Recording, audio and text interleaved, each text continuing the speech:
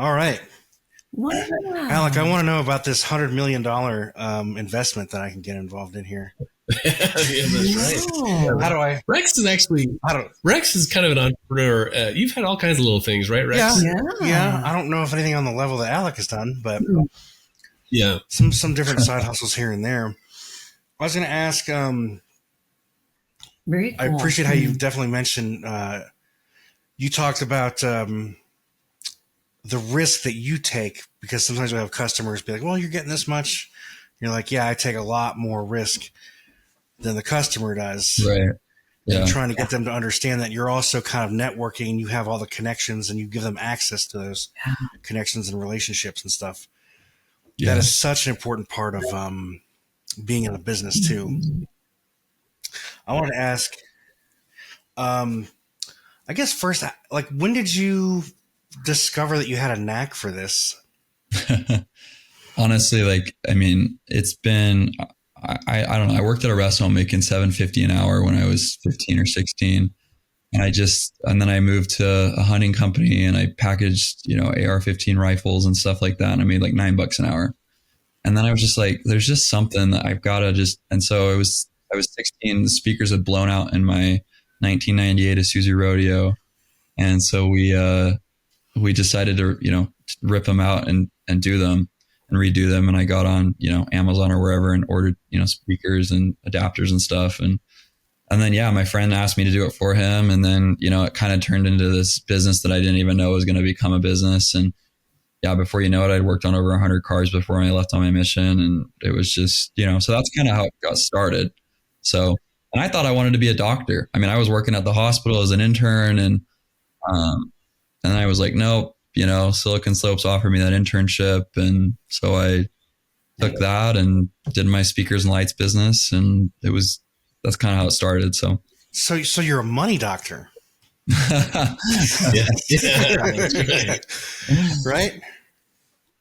Yeah, for better or worse, right? So, do you get into investing at all in the stock market or crypto or anything? Yeah, I mean, I do. I've got a crypto portfolio, and then I've got, I've got some stock for sure. I do. Most of my liquidity, to be honest with you right now, is I kind of put my money where my mouth is when it comes to my stuff. And so in order to purchase a bank instrument just from like HSBC London or HSBC, anywhere in the world, Citibank Singapore, you've got to have anywhere between 25 to $50 million invested into that stuff. And so, my mentors and stuff I've got most of my liquidity in that, if you can imagine. So I'm the pauper of our group. I like to joke, but it's, I want to get into that stuff and, yeah. And so that's kind of where, so it is. Now, what about people who are a little more, risk adverse? Is there like a place they can start investing maybe first to kind of dip their toes, like in stocks or dividends or anything like that?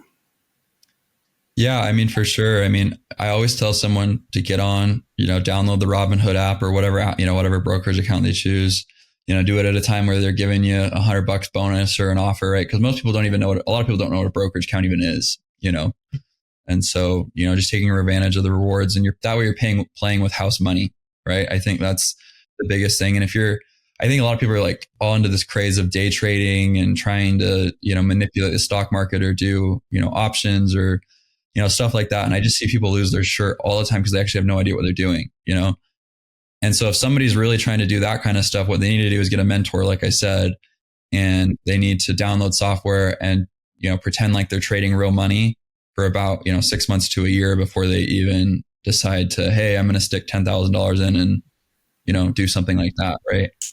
Yeah. And even then though, there's still a difference because it gets emotional. Oh, totally. You start.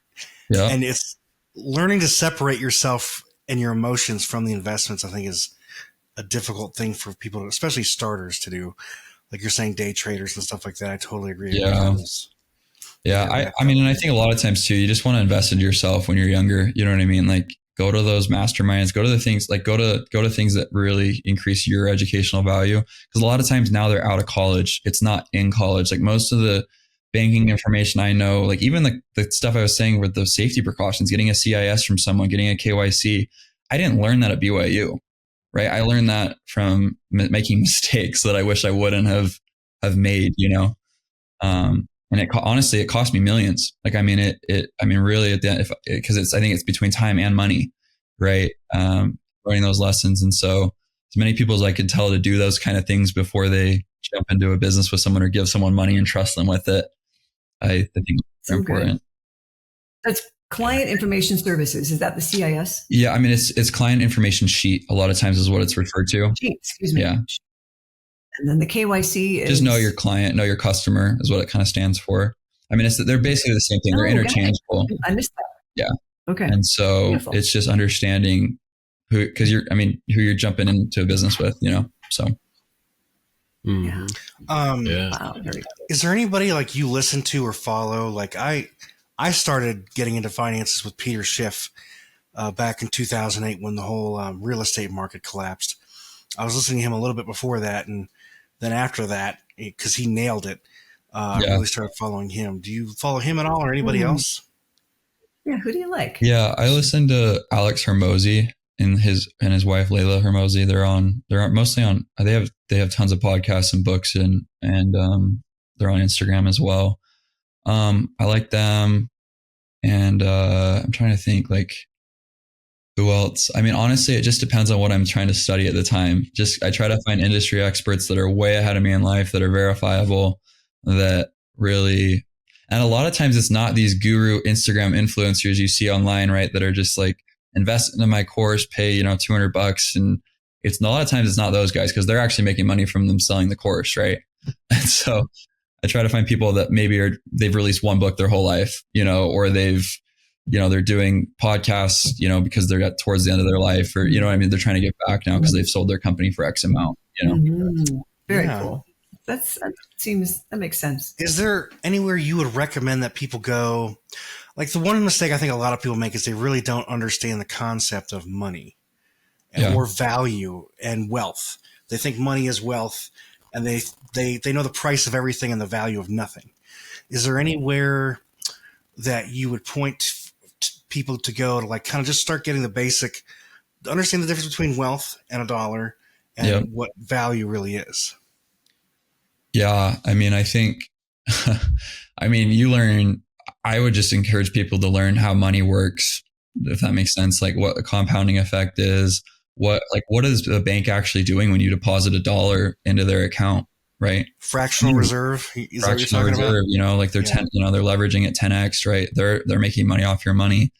And just understanding, there's other ways to just invest besides, I would, take advantage of your 401k. I would take advantage of those things.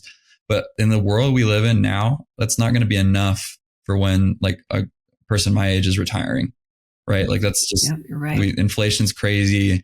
We don't know what's going to happen with the economy in the next, 20, 30 years, right? And so or next year. Important. Yeah, and next year, what I mean? We have no idea, right? And so just understanding, I think people just a lot of times are not, because I run into people all the time that never even had a credit score. I met a guy the other day that was, nothing against him, but he was, 40 and never even had a credit score in his life, and that's not necessarily bad because he's been successful because he's, paid everything cash. But like people these days, like to even get a, home loan, like you've got to have a good credit score. And I think even walking into a marriage, I would hope that someday my, wife, has had a credit, and has lived and done those things that just, prepares somebody for that. So put that on your list, Alec. That's my advice. Yeah. On your must have when it comes to marriage. My last question. I think that'd be really important. My last question would be, is there anything you'd recommend, or is there a way or an instrument or anything where people can start investing to have something to leave behind for their children, where at least like the necessities are taken care of for their kids? Yeah. I'd be very careful. I'll kind of answer multiple ways. Number one is like a trust, understanding that, because a lot of regular people can have that. They think it's just like, it's only for wealthy people. It's not just for wealthy people. Like having those types of things, tax shelters in place, good life insurance policies, like understanding actually the benefits of a life insurance policy and contributing to that. Because it's not just for reassurance in case you die. That's not all what in the insurance world is. and I won't get into details on that, but there's ways for your life insurance policy to pay into your trust once you do die, so your kids are left with money. Like, I mean, there's just stuff like that. Like, I think a lot of people are just not educated on. I'm still learning about that just from people that are a lot more successful than me. And so I would encourage people to learn about that world too. Wow. That's good advice. Yeah. I may need to find a stomach for this somewhere, Alec. You're convincing me. That's right. We may come call it. I hope you feel of our great respect for what you're doing. Yeah. It's very exciting. Appreciate you guys for doing this. Yeah, thanks for taking time to join us. For sure. Thanks for joining us today. Hey, do us a favor and take a few minutes to subscribe to our podcast and the Utah Marriage Commission YouTube channel, where you can watch this and every episode of the show. When you hit the like button and leave a comment, your feedback helps us improve the show. And don't forget to share this episode with a friend. You can also follow and connect with us on Instagram at Stronger Marriage Life and on Facebook at Stronger Marriage. Be sure to share with us what topics you want us to explore or what you loved about today's episode. If you want even more resources to improve your relationship connection, visit our website at strongermarriage.org, where you'll find free workshops, webinars, relationship surveys, and more. Each episode of Stronger Marriage Connection is hosted and sponsored by the Utah Marriage Commission at Utah State University. And finally, a big thanks to our producers Rex Polanis and Alexis Alcott and the team at Utah State University. And you, our audience. You make this show possible. The opinions, findings, conclusions, and recommendations expressed in this podcast do not necessarily reflect the views of the Utah Marriage Commission.